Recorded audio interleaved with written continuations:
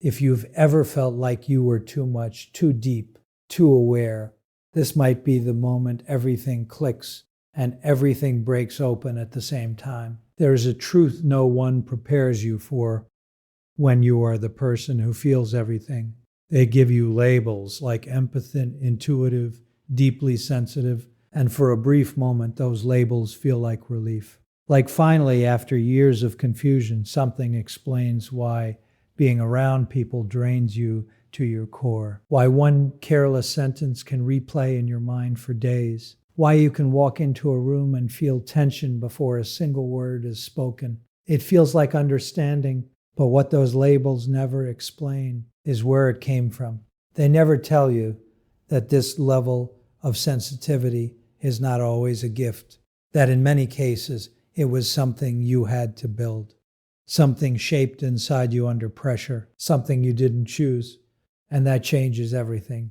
Because being this aware of people, this tuned into emotions, this deeply affected by everything around you, it usually didn't begin in safety. It wasn't handed to you in peace. It was developed in environments where you had to pay attention just to feel okay, where reading the room wasn't optional. It was survival, and that's a very different story. Most people will tell you your sensitivity is beautiful, and parts of it are. But what they don't say is that beauty can come with a cost, and for a certain kind of person, that cost has been there from the very beginning. You're not just someone who feels deeply. You're someone who learned to feel deeply because you had to. At some point early in your life, being able to sense things others couldn't wasn't impressive. It was necessary. You had to notice shifts in tone. You had to read silence. You had to detect tension before it escalated. You had to understand people without them explaining themselves, because waiting for clarity wasn't safe. So your mind adapted. Your nervous system sharpened. You became someone who could pick up on the smallest emotional signals long before they became visible to anyone else. And that ability stayed with you. It became part of how you move through the world, a constant awareness, a quiet scanning that never fully turns off, even now, even when nothing is wrong. And this is where things become uncomfortable to admit, because the kind of empathy that comes from this place is not the same as natural openness. Natural openness moves toward people freely. It connects without fear. It explores without losing itself. But the kind of empathy built from pressure doesn't relax. It watches, it analyzes, it calculates. Natural openness enjoys connection. This version of empathy pays for it. Every interaction costs something. Every conversation leaves a trace. Every environment leaves you slightly more drained than before, because there was never a boundary properly formed between you and others. When you grew up in an environment where emotional safety was unpredictable, your mind didn't learn separation. It learned merging. Instead of having a clear sense of where you end and others begin, you became deeply intertwined with the emotional states around you. You didn't just notice what people felt. You absorbed it, and over time, that became your normal. This is what hyper-awareness really is. Not just sensitivity, not just emotional depth, but a constant state of alertness, a quiet readiness that never fully rests, even years later, even in calm situations, even when there is no real threat. And this is where many people struggle without understanding why.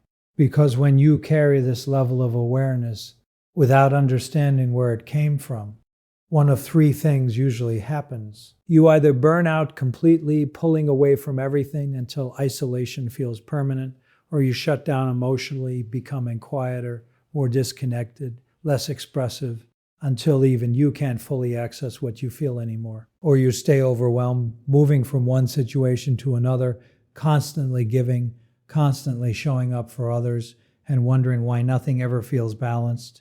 Very few people find another way, a way where you can still feel deeply, but not lose yourself in the process. A way where your sensitivity becomes something you control, instead of something that controls you. But before that path becomes possible, something has to be understood. You have to go back, not to your current struggles, not to your recent experiences.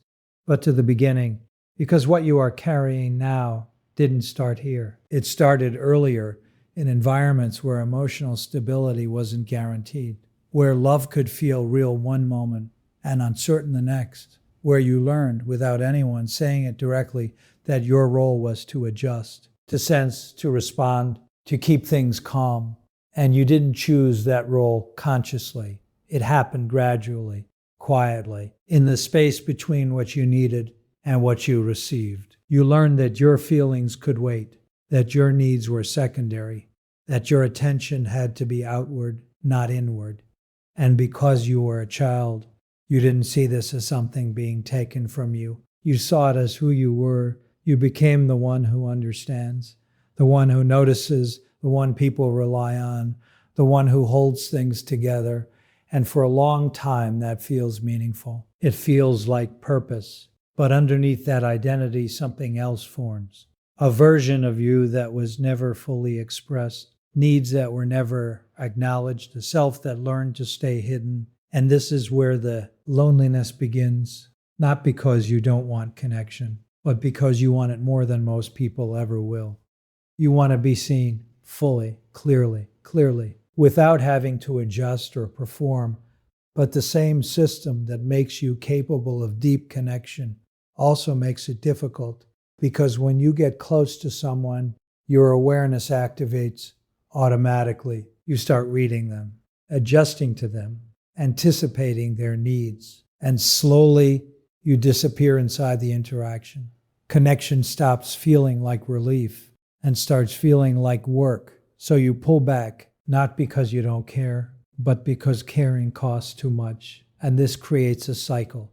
You want closeness, but you need distance. You give deeply, but you feel drained. You show up fully, but you eventually withdraw. And from the outside, it looks confusing, but inside, it feels exhausting. So you begin to find safety in solitude, not because you prefer being alone, but because it's the only place where your system can finally rest, where you don't have to read anyone, adjust to anyone, be anything for anyone. And in that space, something beautiful does develop, a deep inner world, a strong sense of reflection, a level of awareness that most people never reach. But there is also a risk, because when solitude becomes the only place you feel safe, it stops being a choice and starts becoming a limitation. You begin to believe that connection will always cost too much, that people will always overwhelm you, that you are simply not built for closeness. And that belief becomes dangerous because it feels true, but it's not the whole truth. That belief was created in an environment that no longer fully exists. It was shaped by experiences where you had no control, no alternatives, but you are not in that same place anymore. And this is where everything can begin to shift, because the set now, nocivity you have is not a flaw, it is a learned response, which means it can be reshaped, not removed, not erased, but understood, directed, used differently. And the first sign of that shift is small, almost invisible. It's the moment you begin to notice a space between what you feel from others and what you do with it. A gap where before there was only reaction. Now there is a pause, and inside that pause is your freedom, because you begin to realize something important. You can feel something without taking responsibility for it. You can notice someone's emotion without needing to fix it. You can care without carrying everything. But to develop that, you have to do something that feels unnatural at first. You have to stay with yourself. When something rises inside you, discomfort, sadness, frustration, your instinct will be to look outward, to shift focus, to manage something external. But this time you stay, you feel it, you don't redirect it, and that will feel wrong at first. It will feel selfish. It will feel uncomfortable. But over time, something changes. Your sensitivity doesn't disappear, but it stops overwhelming you. You still notice everything, but you are no longer consumed by it. You begin to experience people without losing yourself inside them. And slowly, your relationship with solitude changes too. It becomes something you choose, not something you hide in. And connection becomes possible in a different way, not as something that drains you, but as something that includes you. But there is one final part of this journey that most people avoid because it's the hardest to face. It's not about what happened to you. It's about what you've been doing in response to it. The ways you've used distance as protection, the ways you've avoided being fully seen, the ways you've stayed just far enough away to never risk real rejection. Because if no one truly sees you, no one can fully leave you. And that feels safe, but it also keeps you alone. And breaking that pattern requires something simple but difficult. Letting someone see you imperfectly, letting them misunderstand you, and not immediately withdrawing. Letting connection be messy, incomplete, uncomfortable. Because real connection is not about being perfectly understood. It's about staying even when you're not. And choosing that again and again is what slowly changes everything. Not instantly, not perfectly, but steadily. Until one day you realize something has shifted. You are still sensitive, still aware, still deeply connected to the emotional world around you. But now you are also connected to yourself. And that changes everything. Because now your sensitivity is no longer something you survive. It becomes something you live with, something you use, something that finally belongs to you.